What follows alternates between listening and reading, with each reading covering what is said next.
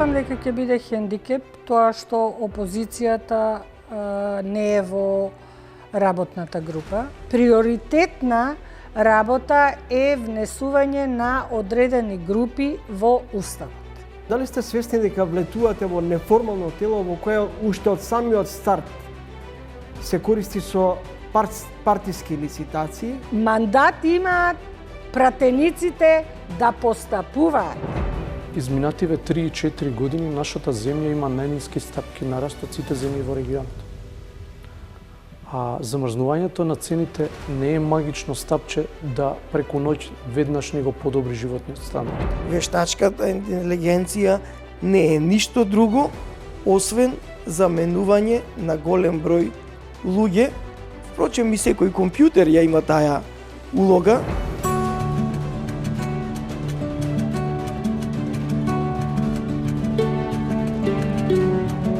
Се биде Еснав или да се биде некој уметник овде, значи најмалку треба да се помине некое долго време. Добро вечер, гледате ново издание на Трилинг. 2 настани одбележава работна недела.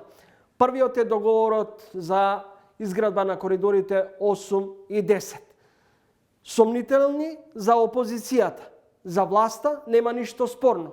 Ова е капитален проект кој ќе донесе многу позитивни резултати за државата и за македонските граѓани. Вториот настан е формирањето на работната група за уставни промени. Ова издание на Трилинг го започнуваме со поранешната судика во Европскиот суд за човекови права Маргарита Цаца Николовска, која всушност е и дел од работната група за уставни промени. Господина Николовска, формирана е работната група без опозиција. Дали ова представува хендикеп? И што ќе биде вашата главна улога прво лично како дел од ова тело? Прво мислам дека ќе биде хендикеп тоа што опозицијата не е во работната група. Меѓутоа треба да се има во предвид дека таа е која што одби да биде дел од работната група. Ова повеќе за народот македонски да слушне и да види и да сам оцени што и какви се однесувањата на позицијата и на опозицијата. Одбивањето да биде член во оваа работна група за мене е неприфатливо, заради тоа што во оваа работна група ќе се разговара, ќе се дебатира, ќе има можност да се детектираат проблемите, а во исто време и евентуално нормално да се наоѓаат одредени и презентираат одредени решенија.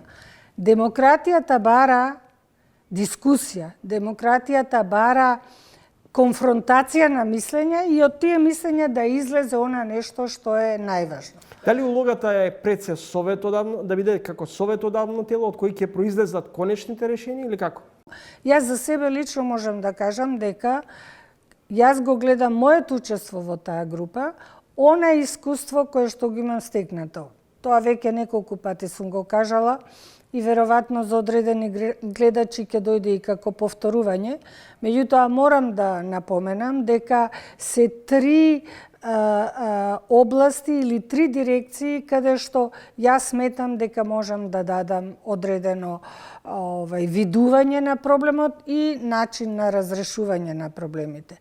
Тоа е искуството од Европскиот суд за човекови права, каде што многу човекови права се засегнати, и искуството на Европскиот суд, односно праксата на Европскиот суд е многу богата во таа насока и мислам дека таа пракса ќе помогне. Втората работа е моето дејствување како меѓународен судија во Уставниот суд во Босна и Херцеговина. Вие знаете државата Босна и Херцеговина дека е држава која што има комплексен систем, меѓутоа праксата на Европскиот суд за човекови права е директно имплементирана и во работата на Уставниот суд, што значи дека и од тамо и одредени нормално уставни права кои што произлегуваат од Уставот на Босна и Херцеговина. И третата димензија е како невладин сектор, во која работа сме земале големо учество во анализи на работа на Уставниот суд, на уставните права и детекција на одредени проблеми од уставно-правнен аспект.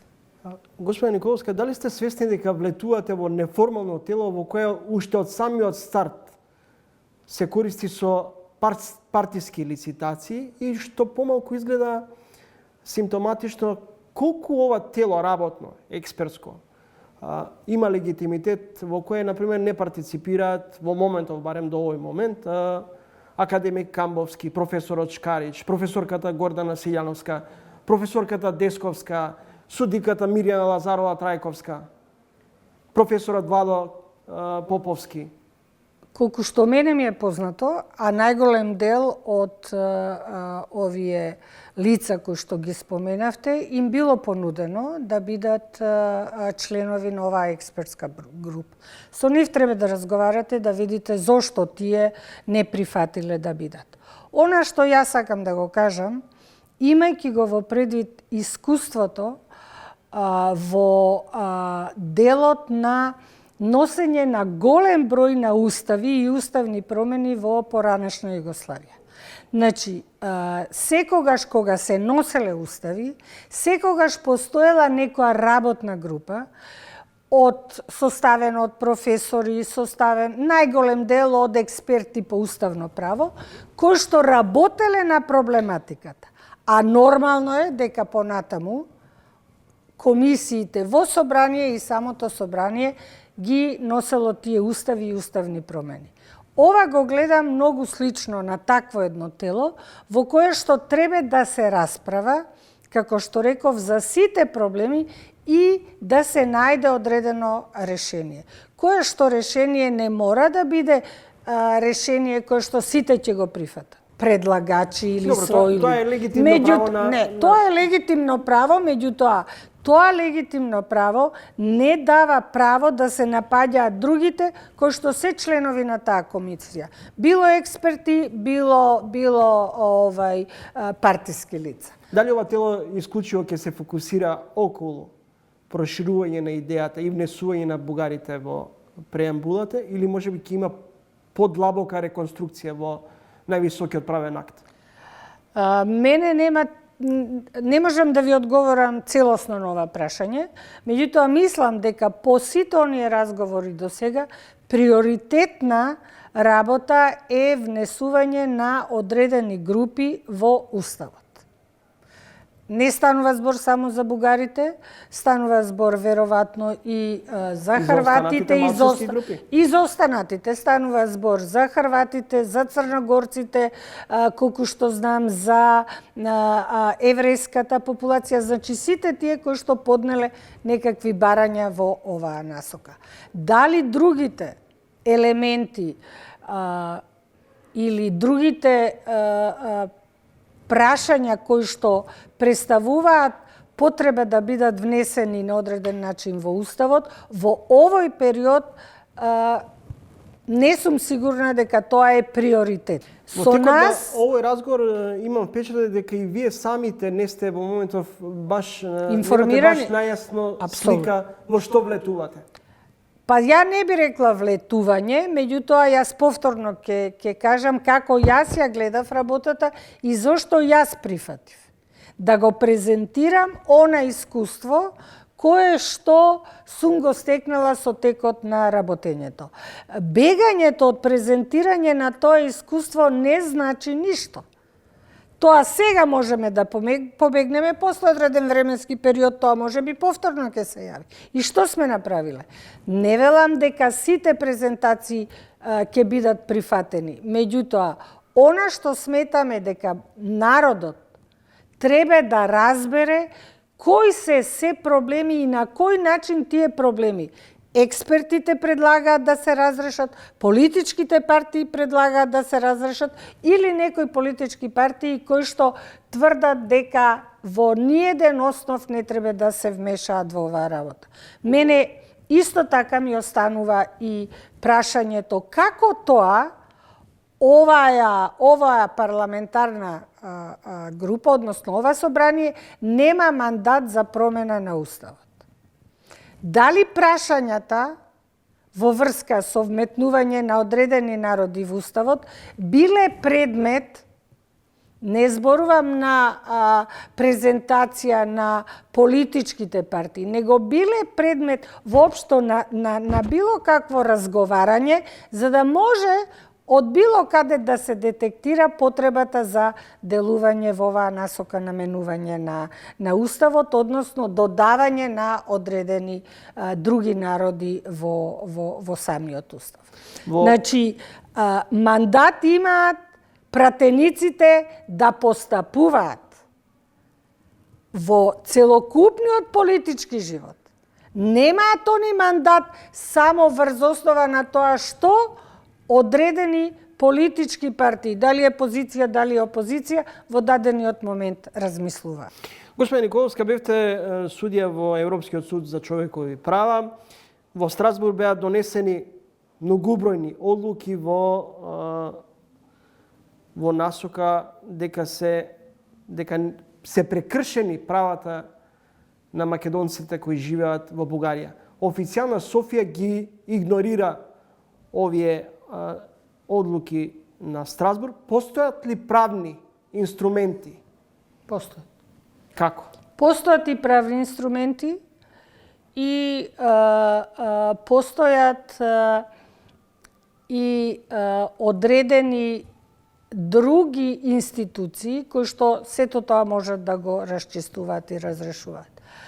Првиот институт и првиот инструмент е преку извршување на одлуките, а тоа е преку следење на извршувањето на одлуките од страна на Комитетот на министри, кој што е дел од Советот на Европа. Преку работата или преку утврдувањето колку одлуките се извршуваат е состојба која што треба да се следи, која што треба да се детектира и да се реагира. Јас морам да признаам дека до пред известно време Македонија во оваа насока беше многу пасивна.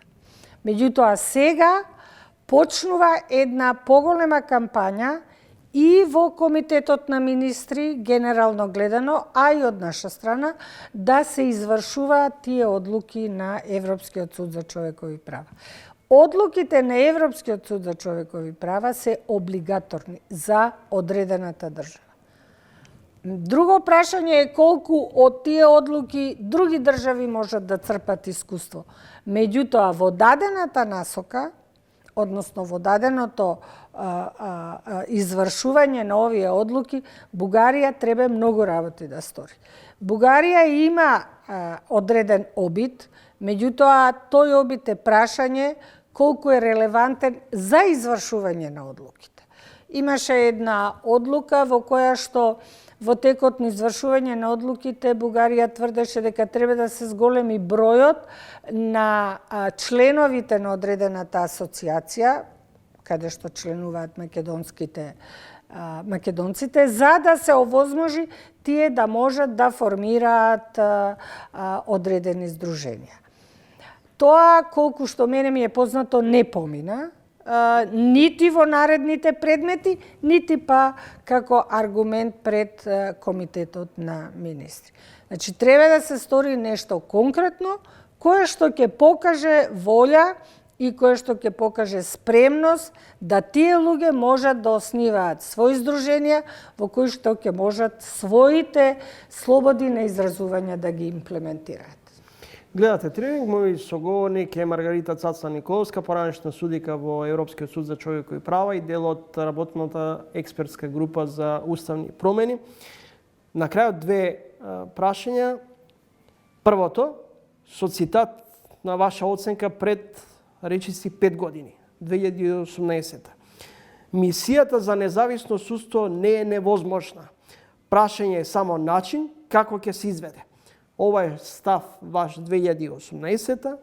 После 5 години разговараме за истите аномалии деновиве и евроамбасадорот вели неказнивоста, селективноста, бавната правда и натаму се главен проблем и корупцијата се разбира, и криминалот во високите ешалони.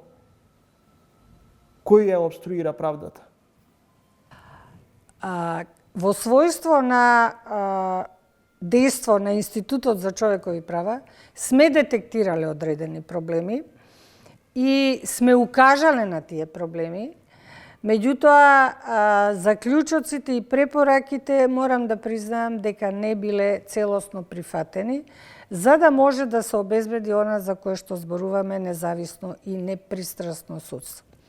За независното судство, законските одредби во најголем дел задоволуваат стандарди на избор, разрешување, дисциплинска постапка и така натаму. Во делот на непристрасност, дел постојат инструменти преку системот на изземање, меѓутоа она што е најважно е што политиката, односно политичарите, се уште не ги тргнале рацете од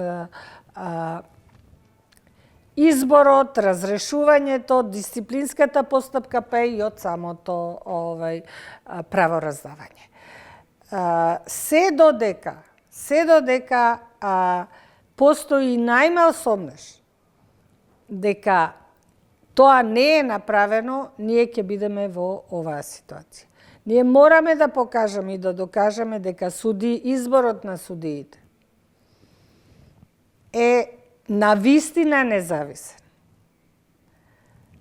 Тефтерчиња, телефонски повици, разговори и така натаму во делот на избор апсолутно се непотребни. Покрај изборот, кој што е, како што рековме, на овој начин во одредени ситуации презентиран, менталитетот, односно луѓето кои што се обидале да извршат некакво влијание во изборот или во разрешувањето, треба да сватат дека не и прават добро на државата, ниту на тоа лице за кое што се ангажирали или сакале да стане судија. Судија не се станува лесно. Не може интегритетот да се занемари. Не може знаењето да се занемари. Не може однесувањето да се занемари. Не може културата да се занемари. Сето тоа што е резултат на воспитување, едукација, сето тоа што е резултат на собирање на знаења, тоа е нешто кое што мора да екзистира, да постои, а што се однесува во борбата против корупцијата, тука има толку многу инструменти, толку многу можности таа борба да се спроведе, да нема потреба за тоа да зборува. И на крајот, изградбата на... Нема потреба да зборуваме дека тоа не треба да се направи, да не бидам лошо сватена. Борбата против корупција мора да продолжи и мора да биде многу поефикасна и поефективна. Изградбата на коридорите 8 и 10D е под превезот на тајноста. Владата го класифицираше договорот со ЕНКА, Бехтел и ЕНКА.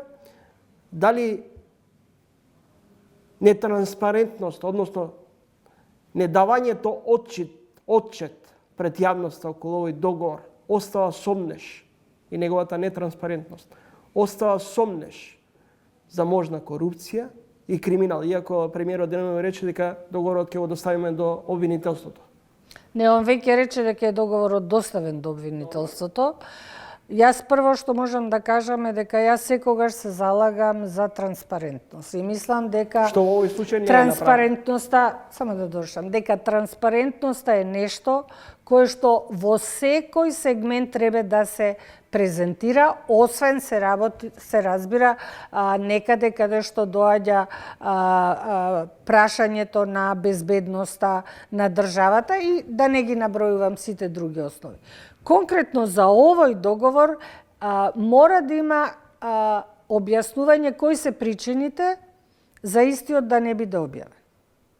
граѓаните имаат обврска да знаат одредени работи од договорот и одредени работи потранспарентно да бидат прикажани, имаат обврска. Меѓутоа, мислам дека треба на еден друг начин, без да се кажуваат одредени работи кои што се класифицирани, да се представат на народот, за да народот види дека нешто не се крие. Или дека тоа треба да биде не сокриено, него да биде во таја насока не така транспарентно прикажано. Заради одредени причини. Мора да има некои причини кои што доведуваат до заклучок дека одредена состојба треба да биде класифицирана државна тајна или не знам како се друго. Ви благодарам за гостувањето во емисијата. Благодарам на вас на поканата. Поштовани, че тоа беше Маргарита Цаца Николовска, поранешна судика во Европскиот суд за човекови права и дел од работната група за уставни промени. По кратката пауза за реклами, мој следен соговорник е Трајан Ангеловски, претседател на Сојузот на стопански комори на Македонија. Следете. Бизнес заедницата во Македонија молчи околу најавата, односно капиталната инвестиција и изградбата на коридорите 8 и 10D. Иако може да се поверува на одлуката на владата дека станува збор за капитална инвестиција, сепак во јавноста пројавуваат различни становишта околу овој капитален, како што власта го нарекува, проект. Добре да е за Трајан Ангеловски, претседател на Сојузот на стопански комори. Помалку изгледа симптоматично бизнес заедницата да молчи околу изградбата на коридорите 8 и 10. Опозицијата критикува за нетранспарентност и сега она што се поставува прашањето, на што се должи молкот на бизнес заедницата? Па не би рекол дека бизнес заедницата молчи, можда политичките партии или политичките субјекти се погласни во овој момент. Меѓутоа, реално, од економско прашање, за жал, изградбата на коридорите се префрли во политичко прашање, со оглед дека е регулирано со одредени законски акти во собранието и претпоставувам дека тоа е резултатот од целата оваа состојба и затоа станува збор за борба помеѓу партиите на оваа тема. Гледате ли вие како бизнес заедница дека има проблем во реализацијата на овој проект? Од економска гледна точка. Ние секогаш се залагаме за адекватна транспарентност, фер надпревар помеѓу економските оператори, транспарентност во процедурите и секогаш се залагаме да тоа се направи во една точно определена процедура и сметаме дека економскиот надпревар, доколку има повеќе понуди, ќе биде од бенефит на нашата земја. Еден од оспорените закони е продолжување на работната недела на ангажираните работници во реализацијата на автопатите, но никој не зборува дали воопшто ќе имаме работници кои ќе реализираат изградбата на овие два коридори. До неодамна зборевме и се уште се зборува дека ќе има потреба од увоз на работна сила, од друга страна власта вели дека овој капитален проект ќе донесе и дополнително ангажирање на работници и профит за државата, а и заработка и за заработка на работниците. Предпоставувам дека секако ќе постои поголема ангажираност на работници на вакви капитални проекти. Предпоставувам со оглед на големината и брзината на изградба дека можда нашите локални ресурси нема да бидат доволни за да се задоволи таа потреба. Сега знаете, пазарот на трудот во Македонија ние подолг временски период алармираме дека е во одреден дисбаланс.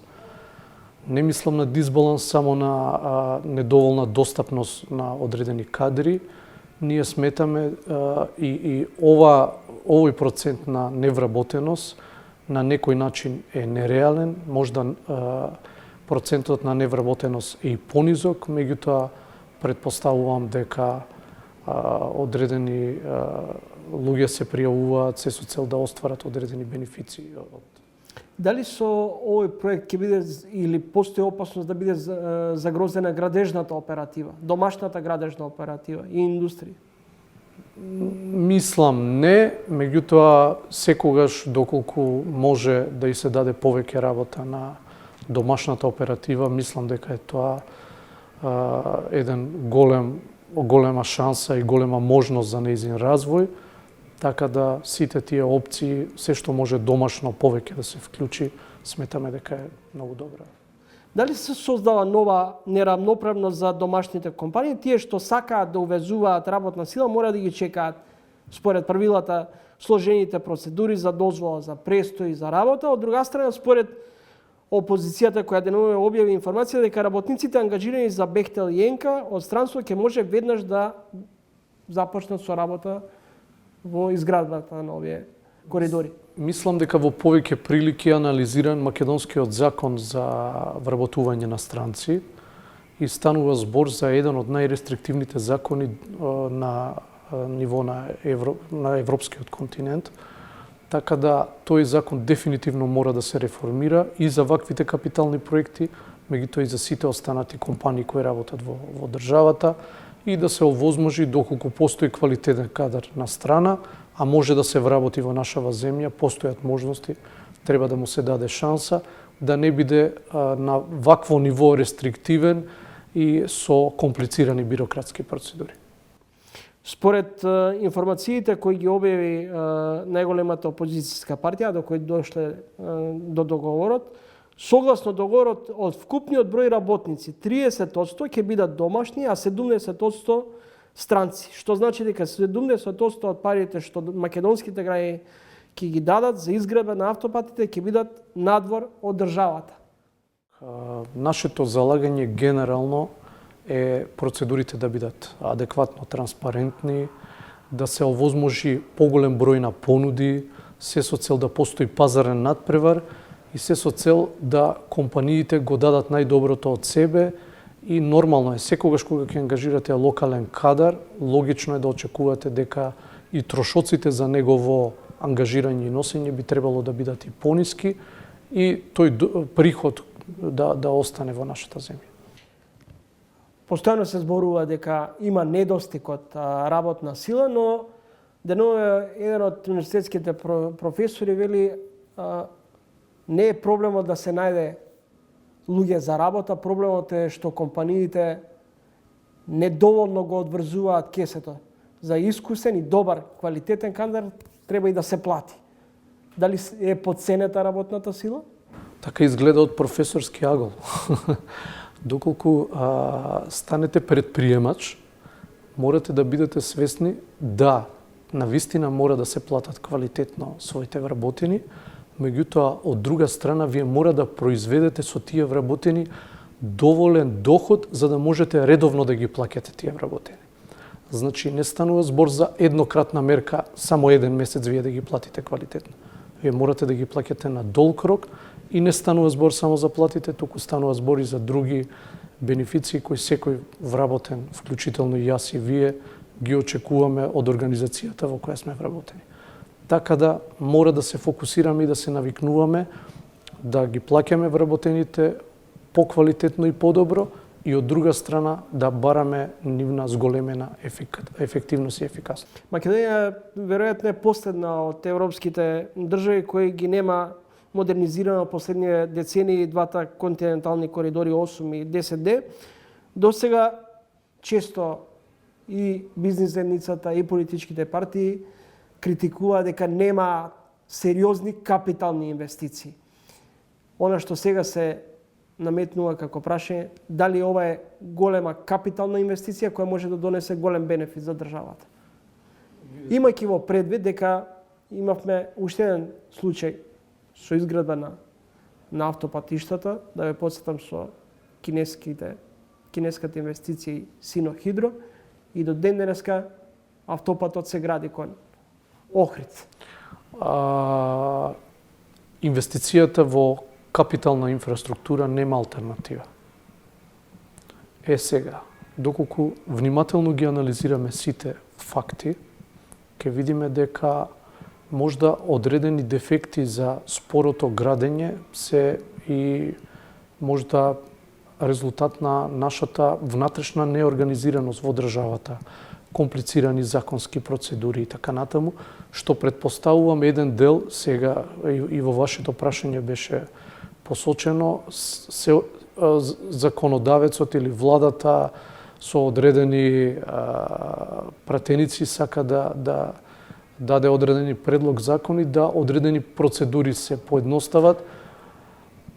Значи, мора да се размислува, предпоставувам да целиот тој систем се реформира се со цел да изградбата на капиталните инвестиции оди несметано во следното време. Пошто вече следите разговор со Трајан Ангеловски, председател на Сојузот на стопански комори. Господин Ангеловски, како за миг, од што сме преокупирани со изградбата на коридорите 8 и 10D, со најавените уставни промени, да заборавивме на животниот стандард, за ценовниот шок. Компаниите до вчера силно критикувавте дека оваа состојба е неодржлива, дека владините мерки за субвенционирање и помош на компаниите се недоволни. И одеднашка молка е вас. Не би рекол дека е одреден молк. Сите работи кои ние ги презентиравме во изминатиот временски период и ден денеска се уште актуелни и најголем дел од нив, од оние предлози кои ние ги дававме, за жал се уште не имплементирани. Единствена работа која беше имплементирана во однос на тие енергетски антикризни мерки беше тоа што се даде одредена поповолна цена за електричната енергија на прехранбените компании. Тоа беа 4 сектори на кои им се овозможи оваа електрична енергија во одреден лимитиран временски период од прилика до април месец.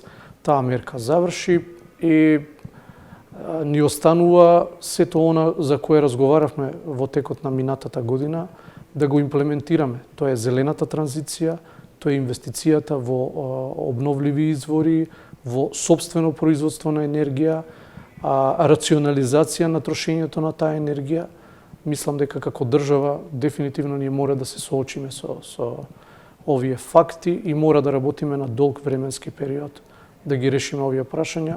Тука магично стапче не постои, мора да се заврши тоа што е наша домашна задача. Одлука за замрзнување на цените на одредени производи во вистинска насока или гол популизам? Ние секогаш сме против вакви мерки на замрзнување на цените, затоа што сметаме дека во овој момент не постои реална причина за вакви постапки, прибидејќи нема одредени потреси на светските пазари, ниту на локалните пазари во однос на цените. Да, минатата година се случија и ако забележувате, веќе таа инфлација е со надолен тренд, полека почнува од месец во месец да се смирува. Треба да имаме во предвид еден многу битен факт, а тоа е изминативе 3 и 4 години нашата земја има најниски стапки на раст од сите земји во регионот. А замрзнувањето на цените не е магично стапче да преку ноќ веднаш ни го подобри животниот стандард. Не мораме да бидеме свесни дека мораме да работиме повеќе, да се трудиме повеќе и нашата економија да испорача подобар резултат. Не постои административна мерка, дали е тоа замрзнување на цените или некоја друга, која само со една едноставна одлука на некој формален орган веднаш ќе ни го подобри стандардот.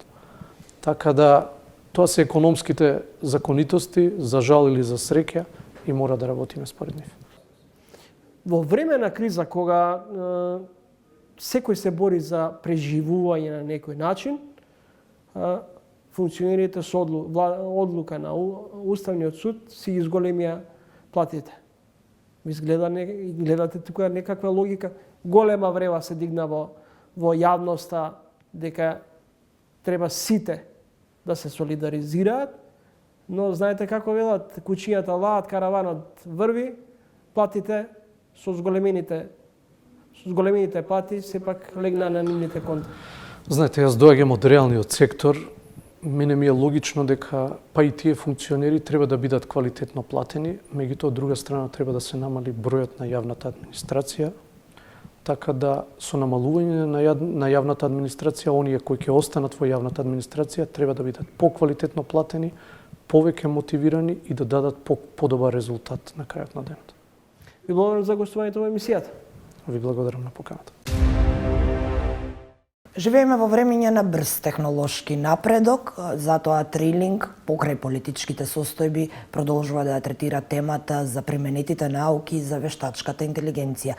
Мој денешен соговорник е ректорот на Битолскиот универзитет, професор Игор Неделковски. Добре дојдовте, ви благодарам што ја прифативте поканата да бидете дел од Трилинг. Благодарам на поканата, со задоволство. Професоре, вие имате многу искуство во оваа тема, во IT науките, во применетата наука, вештачката интелигенција. Прво би сакала да ве прашам за една генерална оценка за тоа докаде е нашата држава во споредба со останатите европски држави, бидејќи веќе знаеме дека ви имате искуство и веќе сте направиле увид во состојбите во неколку држави како Австрија, Велика Британија, Германија, Норвешка. Можеме ли ние барем делумно да се рамниме со овие европски држави? Апсолутно да, освен ако се мисли на организиран државен пристап. За среќа, IT индустријата не е многу зависна од државните политики, од некои предуслови кои што треба да ги исполни државата. Пред се е глобална, значи тука границите се ирелевантни, тие договори трговски, меѓународни бариери, царини исто така. И таква една клима е многу поволна и затоа имаме бум во нашата држава без некоја професионална скромност. Слободно можам да речам и да ризикувам дека она економски раст што сега се одвива е воглавном инициран од многуте IT и други професии врзани со IT кои што работаат глобално, не се обременети со било какви локални регулативи, така да апсолутно и во вештачката интелигенција сме рамо до рамо со IT компаниите од светот. Впрочем и наши компании даваат аутсорсинг услуги за странски компании. Претходно го разговарав со ваши колеги исто така кои се занимаваат со вештачка интелигенција, велат дека вештачката интелигенција се базира на тоа колку информации ќе ја дадеме и дека во некои држави постојат пречки бидејќи законот за лични податоци практично ја ограничува на некој начин оваа сфера. Апсолутно, деновиве бевме сведоци во медиумите дека Италија го забранила користењето на ChatGPT. Од мој аспект апсолутно неразумна одлука која е базирана баш на тоа дека користењето прекршува некои одредби од GDPR регулативата. Навистина проблем е тоа, меѓутоа забраните не се решение. Еве јас ќе спомнам една ситуација од пред скоро 2 века, 1865 е донесен во Велика Британија познатиот Locomotion Act. Фактички тој е донесен 1863, но е надграден 1865, каде сигурно многу гледачи имаат видено една позната слика на социјалните медиуми, каде пред возило оди човек со црвено знаме и мафта, бидејќи тогаш биле уплашени од брзините кои ги развивале првите возила кои сте појавиле тогаш, автомобили, камиони и така натаму, и нормално постоел страв дека луѓето ќе бидат прегазени, дека ќе има многу жртви и по 2 години тој е укинат. Почната е регулација на сообраќајот. Сега сме во таа фаза. Ако не почнеме регулација на вештачката интелигенција, како што имаме и регулација на научните истражувања базирани на луѓе, на животни, етика во истражувањата, ќе доведеме до така, до апсолутен страв, паника, прекршување на некои други одредби и она што стварно нелогичко беше дека е една држава, и тоа не било која туку членка на ЕУ, посегнала и до забрана на една водечка алатка од областа на вештачка. По овој пример можеме да заклучиме дека ирационален е стравот од вештачката интелигенција, но од друга страна за каква регулација треба да направиме за да можеме да бидеме безбедни или народски кажано да спиеме мирно, а да имаме и да користиме вештачка интелигенција? Кога е било што на почеток, никој страв не е ирационален. Подсетете се на 2 години порано, ковид ситуацијата. Како ги прибришувавме дома зеленчукот, овошјето, маски, баравме кај да купиме, немаше бидејќи не се знаеше што е причината, кои се последиците, колкава е смртноста и нормално се јави страв, вклучувајќи и кај владите кои што секаде во светот донесоја, нели, забрани и затворање.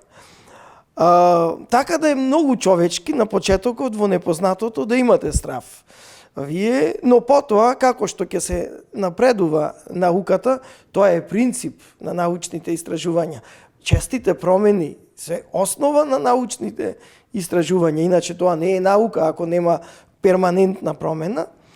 И како што ќе се развива науката за вештачката интелигенција, така ќе се намалуваат стравовите, а ќе се регулираат оние можни аспекти кои можат да доведат до криминогени активности, можеби неетичко однесување, впрочем, како и во секојдневниот живот, каде имаме регулација за докаде е дозволен одреден кодекс на облекување. Имаме различни институции, различни во јавните простори, кои се принципи на однесување во дневните, во вечерните, и тоа е нормално за било кој аспект на човековото жидење, така да таквите елементи ќе следат континуирано и ќе се менуваат како што се менува, впрочем, се во тие регулативи во другите сфери.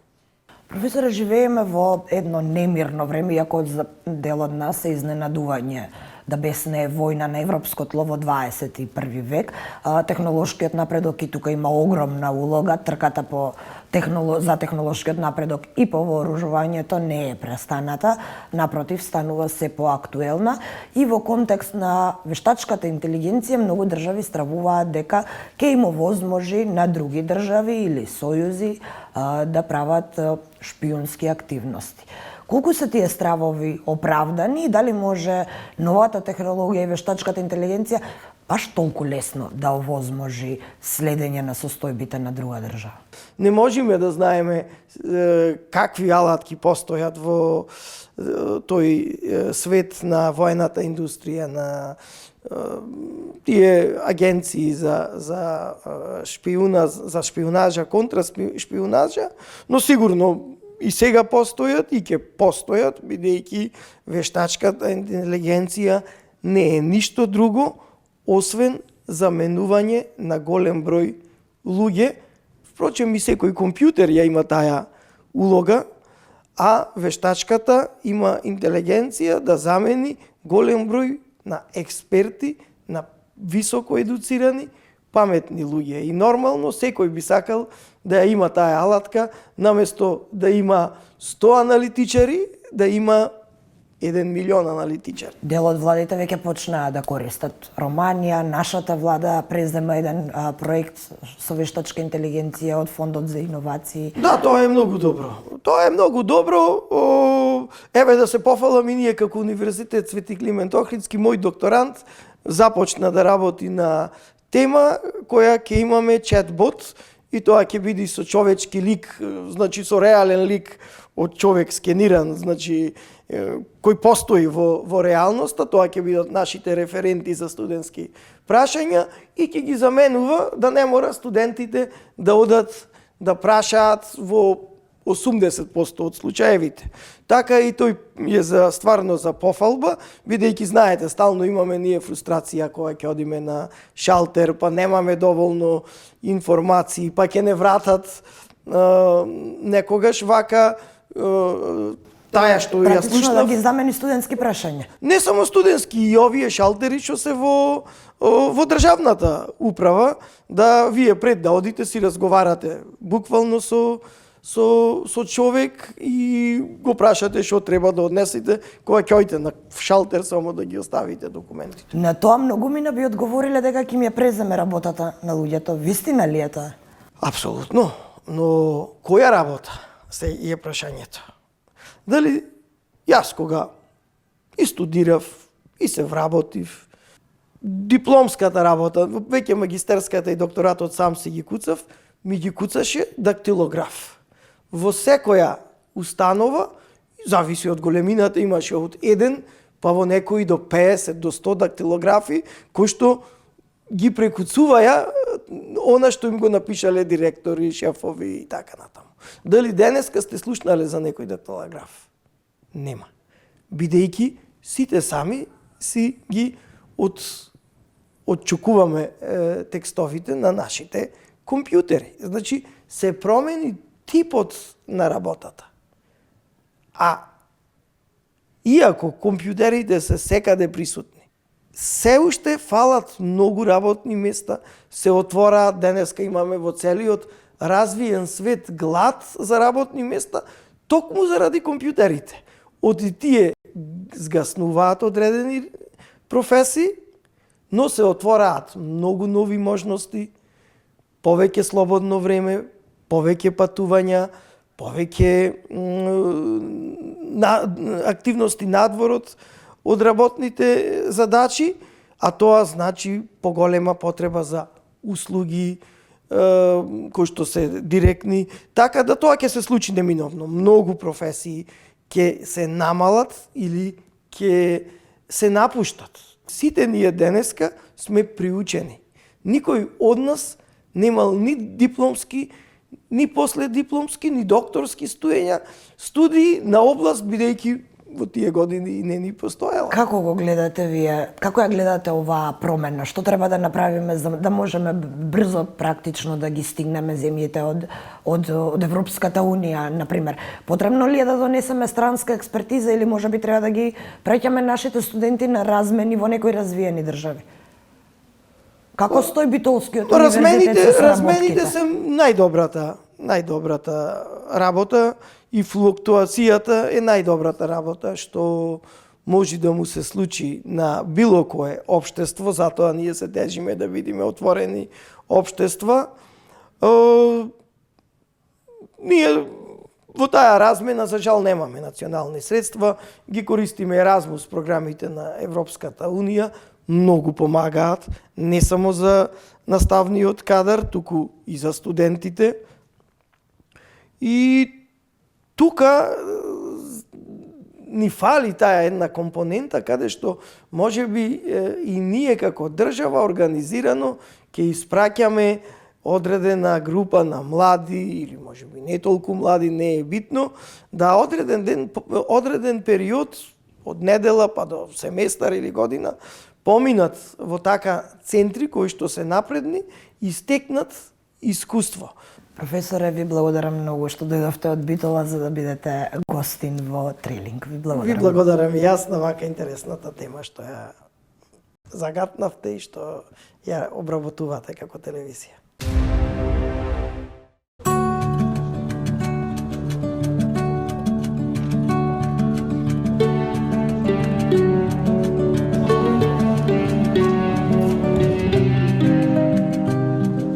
Старата скопска чаршија се уште живее во духот на традицијата, во себе криејќи приказни за едно минато кој денес се оставило белек.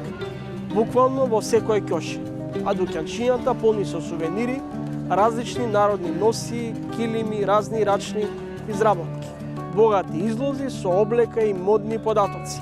Златен накид ја прават посебна и привлечна. Сепак старата скопска чаршија не би била комплетна и магична доколку ги нема уличните уметници. Еден од нив е сликарот Имер Бајрами, кој повеќе од 40 години низ ќошињата во старата скопска чаршија слика и ги продава своите уметнички дела. Непосредно пред празникот Бајрам со Имер Бајрами разговараме за неговите уметнички достигнувања дома, но и за време на престојот во Австрија. Што значи да се биде сликар во старата скопска чаршија? Значи вака, благодарам од вашето студио. Значи да се биде еснав или да се биде некој уметник овде, значи најмалце треба да се помине некое долго време, да те познават луѓето дека си еснав или нешто продаваш во старата скопска чаршија. Значи вака на кратко да ви објаснам. Значи од 90-те години, значи 95-та, 94-та, значи од тие години, значи почнав низ овие калдерми да се бавам со старата архитектура. Старата архитектура за мене значи многу. Бидејќи, да кажеме, под наводници, сега малце е сменето. Него јас знам 80-те години како било чаршијата. Значи, духот на чаршијата беше посвежо. Духот на чаршијата беше посвежо. Со времето, со текот, значи, почнуваат некои работи да се менуваат. Ама дај Боже, мислам дека ќе доаѓа време да се вратат тие 80-те години. Што се измени во овие последни години во чаршијата? Па да ви кажам право, во старата скопска турска чаршија се измени, да ви кажам право, некои работи што за туристите беа атрактивни. Како? Занаетските работи, значи рачно, од уметноста, филиграни, кујунџи, значи све поред. Значи почнува да се изумира. Второ, архитектурата стара, значи почнува некако да се обновува. Значи почнува да се обновува. Значи треба да има некој ред. Треба да има ред тука. Значи што треба да се поставува, што не треба.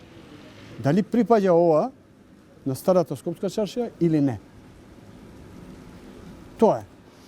Чаршијата е символ на разноликост, на каде што може да се види врволица од туристи, да се измешаат култури, заедници, верски заедници. Што за вас значи скопската чаршија? Представува. Значи за мене скопската чаршија, еден турист, пример, од надвор ќе доаѓа, или пример ќе доаѓа, еве, да кажеме, од Тетово или Прилеп, Неготино. Значи, ако него поминува, значи, камениот мост, чаршијата, да си доаѓа тука да гледа разни работи, мали, значи, како се работат, значи, џабе, дали бил во Скопје или не. А да не кажеме дека од овие странските туристи, значи, да не поминува на камениот мост и да доаѓа во старата скопска чаршија, тоа невозможно е.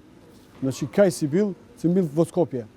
Си бил негде на чебапи или некои наши традиции што се тавче или било што да се зима некое сувенирче така.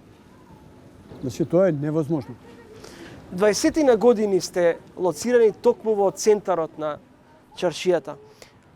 Сте имале можност и сте живееле, речиси, 5 години во Виена.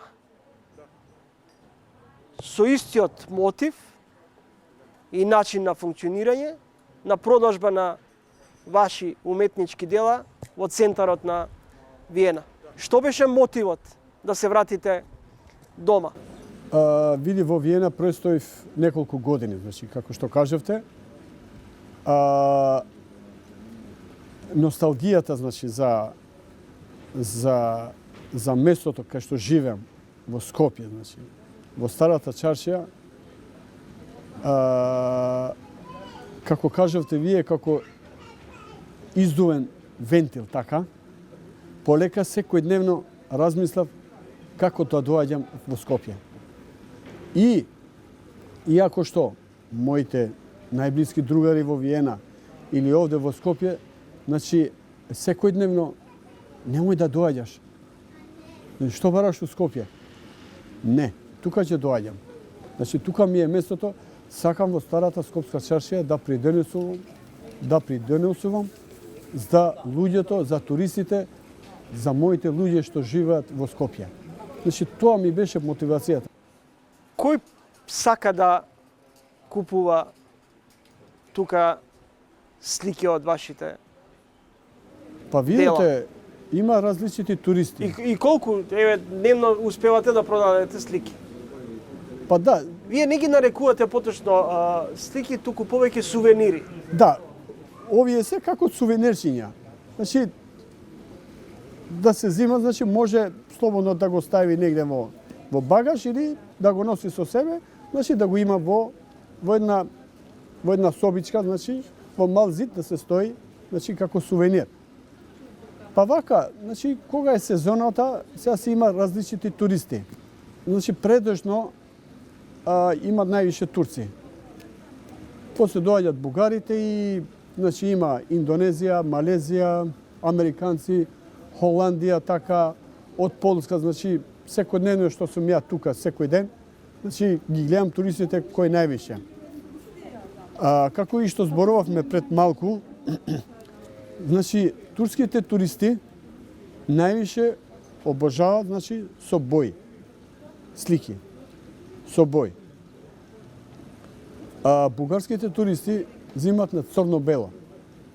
Повише црно-бело тие. Графика сакат, за графика тие нема. Тие ретко некој доаѓа зима на боја. Значи све црно-бело. Другите туристи, значи, различити, така. Највише ги привлекува, значи, камениот мост и калето. Значи, највише што и некоја стара уличка, значи, што останувало, што ја, значи, не ги цртам малце по-декоративни, што се вака, по-нова фасада, неко им давам тоа малце по накај 80-те години, што реков преска, значи, се губи она имажот на чаршијата. Значи, почнува да се губи имажот. Почнува да се губи, значи, има доста работи што накнадно се ставени во чаршијата. Вреди да се спомене дека сте учествувале во аукција во Белгија со 7 слики кои сте ги продале за 37.500 евра. Да, ова прашање, еве досега имаше некој телевизија, ама вие првпат вака, не сакам вака јавно да го кажувам, него 7 слики беа за хуманитарни цели. Сликите за изградба на културен центар во Белгија, во еден град.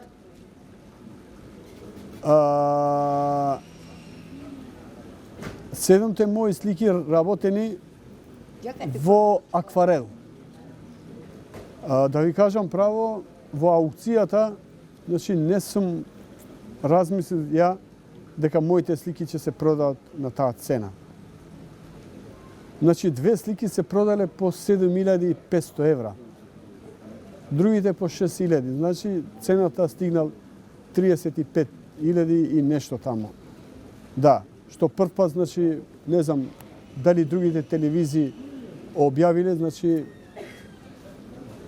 тоа ја и сум го видел она аукцијата во живо вака и што не сум пристапувал, значи сам тамо, сум бил на работно место, ова во школото, значи не сум имал време да бидам тамо на отворењето, значи на аукцијата.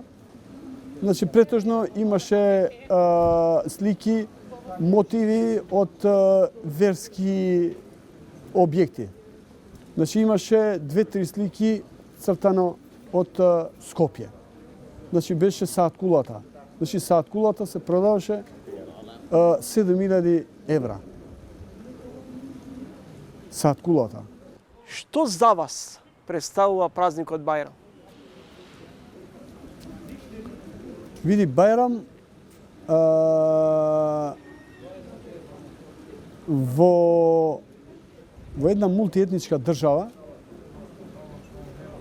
значи пред неколку дена, значи беше Великден. Нели, пред неколку дена беше Великден.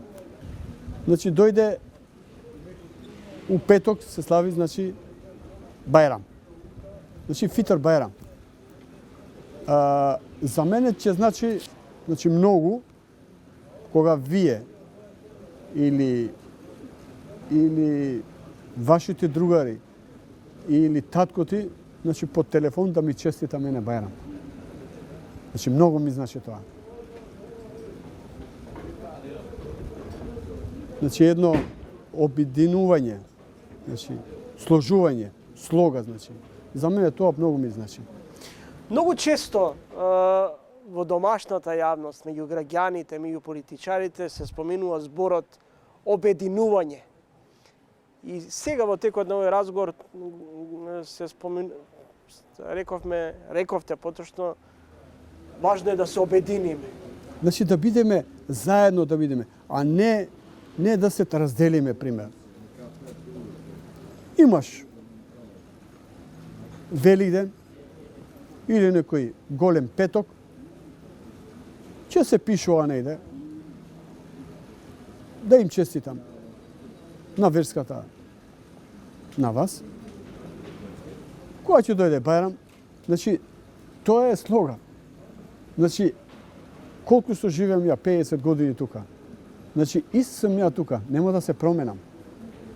Значи, нема разделба. Постои ли соживот во нашата држава? Па, сега, што да ви кажам, сега малце темата почнува со животот, може да се кажува дека добро е. Може да се кажува. Сега има, во секое место што е мултиетничко, значи има фракции, нели? Ама пак да се кажува дека се живе и ќе се живе. Се живе и ќе се живе понатаму. Со Господ напред. На крајот ви го честитам празникот, ви посакувам пред се здравје, многу успех. Фала. И се надевам дека ќе продолжите со истата динамика да цртате низ оваа калдрма во старата Скопска чаршија. Благодарам многу. Све најубаво. Секој добро. Фала.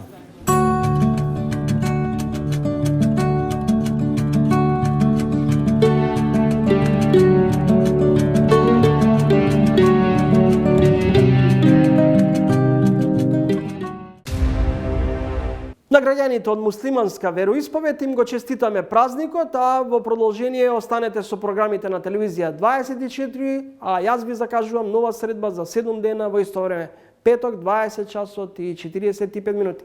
До тогаш, довидување.